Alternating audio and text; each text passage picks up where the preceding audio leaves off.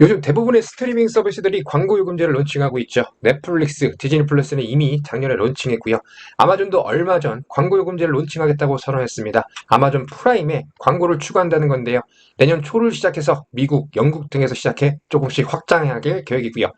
OTT 광고 티어 시장에서 결국 아마존이 승리자가 될 것 같은 이유를 한번 알아보려고 해요. 일단 OTT 시장을 구분을 해보면요. 우리가 흔히 돈 내고 보는 스트리밍 시장을 SVOD라고 합니다. Subscription Video on Demand라고 하는데요. 간단히 넷플릭스의 베이징 모델 생각하시면 쉽고요.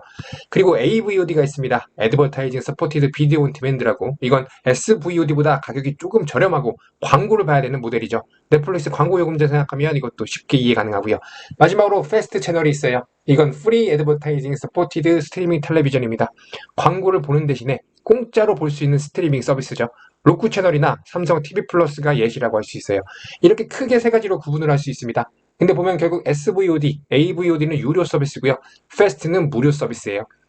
정리를 하다 보면 깨닫는 바가 하나 있습니다. 넷플릭스, 디즈니 플러스는 SVOD, AVOD 두 개 다 운영하고 있는 거죠. 아마존 프라임도 광고 요금제를 추가하게 되면 SVOD, AVOD 두 개 다 운영하는 서비스가 될 건데요. 사실 아마존은 패스트 채널도 있어요. 프리비라고 운영하고 있습니다. 미국 애널리스트들 양반들이 계산하기로 아마존 프라임이 광고 요금제를 론칭하면 1년에 약 72억 달러를 벌어들일 것이다 라고 예상을 이렇게 한번 해봤는데 맞는지 모르겠고, 광고 요금제가 성장하려면 결국 어떻게 해야 돼요? 많은 회사나 브랜드들이 아마존 프라임 비디오에 광고를 집행을 해야 돼요. 광고를 의뢰해야 된다는 거죠. 이렇게 광고주를 확보하는 측면에서 아마존은 다른 서비스에 비해서 막강한 파워를 가지고 있어요. 그래서 결국 이 이유 때문에 아마존이 승리자가 될 것 같은 거고요. 구체적으로 영향력이라는 요소 때문에 아마존이 남들보다 많은 광고주를 확보할 수 있을 것 같은데요. 영향력은 뭐예요? 결국 파워예요. 파워. 아마존의 사업 영역은 굉장히 다양하고 폭넓어요.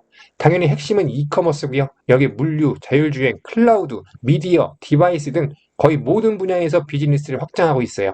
각각의 영역에서 발생하는 사업적 파워를 상대를 설득하는 데 활용할 수 있습니다. 한 가지 스토리를 예로 들어볼게요. 2020년에 당시 워너미디어는 HBO라는 OTT를 운영하고 있었어요.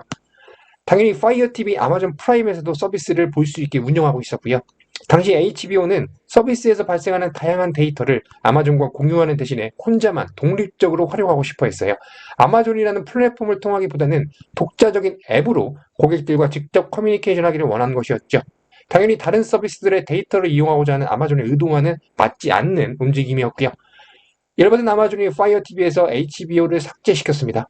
파이어TV는 넷플릭스, 디즈니 플러스처럼 많은 OTT를 이용할 수 있는 스트리밍 디바이스 플랫폼이죠. 미국에서 굉장히 많이 사용하는 플랫폼이기도 하고요. 2020년 11월 아마존과 워너미디어는 HBO를 파이어TV에 복귀시키는 데 합의했습니다.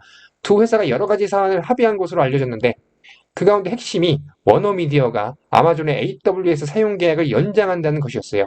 HBO를 파이어TV에 복귀시키는 조건으로 클라우드 서비스 연장 계약에 동의한 것이에요. 파이어TV는 굉장히 많은 미국인들이 사용하는 스트리밍 서비스입니다. 앞에서 말씀드렸죠. 워너미디어 입장에서 보면 파이어TV는 HBO 서비스를 확장하는데 꼭 필요한 유통 채널이었던 것이죠. 때문에 약간 생뚱맞아 보이는 AWS 연장 계약과 맞바꾸는 형태로 파이어TV에 복귀하는 결정을 내린 것입니다. 아마존 입장에서 보면요, HBO를 복귀시킨 것보다 AWS의 연장 사용 계획을 확보한 것이 훨씬 더 큰 성과였다고 할 수 있어요. 스트리밍 서비스 운영을 위해서는 엄청난 트래픽이 발생해요. 그 엄청난 트래픽은 클라우드 사업자 입장에서 매력적인 매출원이기도 하죠. 그러니까 당연히 아마존이 AWS의 연장 계약을 이끌어낸 게 새로운 매출원, 기존의 매출원을 유지하는 방안이었기에 조금 더 매력적이고 효과적인 성과였다고 할 수 있는 것이고요. 결론적으로 보면 아마존은 AWS의 기존 사용자를 유지하기 위해서 파이어TV라는 미디어 사업의 영향력을 활용한 겁니다. OTT 광고 영역에서도 얼마든지 유사한 그림이 발생할 수 있어요.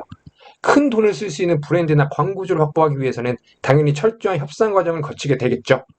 대형 광고주 수주를 위해서는 워너미디어와 협상을 이끌어낸 그 과정에서 그랬던 것처럼 다른 비즈니스 영역을 레버리지할 가능성이 상당하다고 할 수 있어요. 파워를 이용한 레버리지 전략이 잘 먹히면 잘 먹힐수록 대형 광고주를 확보할 가능성도 높아진다고 할 수 있겠고요.